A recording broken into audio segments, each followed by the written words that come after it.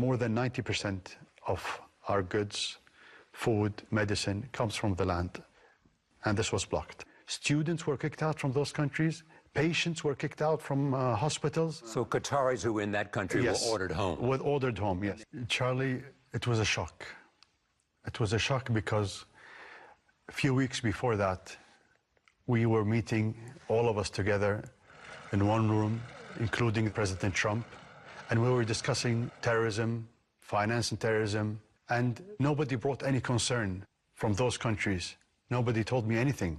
So this is a meeting in Riyadh, Saudi Arabia. Exactly. Where the president's there, and no one suggested they had reason to launch an attack against you. Nothing. It was actually the opposite. We were praising each other, laughing with each other, discussing, how to solve this terrorism that is a threat for the rest of the world. What do you think this is about? Because this is a conflict that has as much power to disrupt the region as anything that's happened politically in a while. So why are they doing it? For what purpose? They don't like our independence, the way how we're thinking, our vision for the region. We want freedom of speech for the people of the region, and they're not happy with that. And so they think that this is a threat to them. Here's what they are saying, that you're supporting terrorism, that you support the Muslim Brotherhood, which they believe is against them. You're too friendly with Iran, that Al Jazeera, which you own, stirs up trouble in the region, that you're financing Islamist groups in Syria, that you allow the Taliban and Hamas to operate out of Doha, and that you are playing too many sides, and that the time has come to stop it. That's what they are saying. Charlie, Iran is our neighbor. And by the way, us as a country, we have lots of differences in foreign policies with Iran more than them. But let me tell you one thing, Charlie, when those countries, our brothers, blocked everything, blocked medicine, blocked food, the only way for us to provide food and medicine for our people was through Iran. And when they talk about terrorism, absolutely not. We do not support terrorism. They're making demands of you, that you shut down Al Jazeera, that you give them your word that you're not supporting any Islamist groups. Are you going to meet these demands? Our sovereignty is a red line.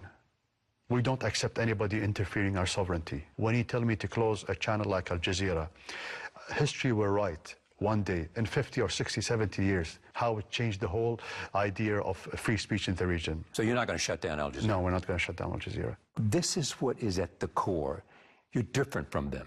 And they have finally said to you, you have to stop playing all sides because it threatens us and it competes with us. Actually, what they're saying is, in a very simple way, give up your independence. The reason why they came here, it's not because we asked them to come here, because other people... Like the United States? Yeah, America... The United States wanted the Taliban here. They wanted to have dialogue, so they asked us if we can host them here and have the dialogue. So we hosted them here. This is the reason why they're here. The difference between us and them during the Arab Spring is that we stood by the people. And they stood by the regimes. They stood by the regimes. It showed after that they stood by the regimes. Why did we stand by the people? Because they were asking for freedom, dignity. And I feel that we chose the right side when we stood by the people. We told them, welcome to Doha. Welcome to Doha. Welcome to Qatar. We have a strategic partnership with you, and we want this to be very solid. So we're friends. So you're welcome to Qatar. You have heard that the president said this cannot happen. I've heard that. I've heard that this cannot continue. It should end. And we cannot tolerate an invasion from outside by our friends against another friend. He told me very clearly, I will not accept my friends fighting amongst themselves. So you were actually fearful of that?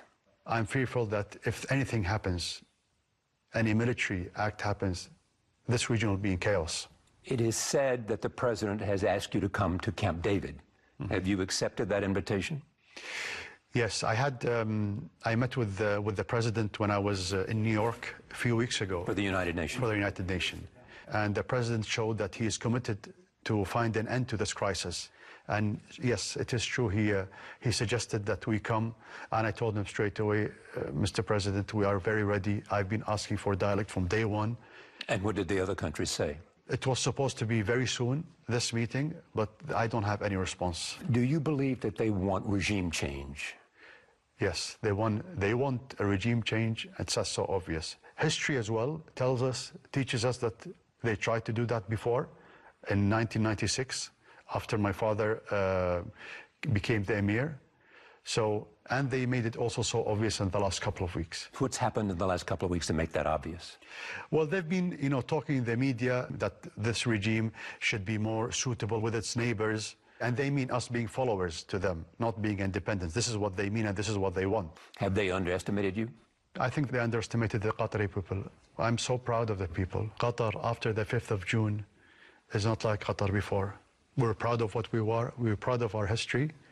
But after the 5th of June, it's different. We are stronger. How will this end? We want it to end. Believe me, Charlie, we want it to end. But nothing is going to be above our dignity, our sovereignty. But we want it to end.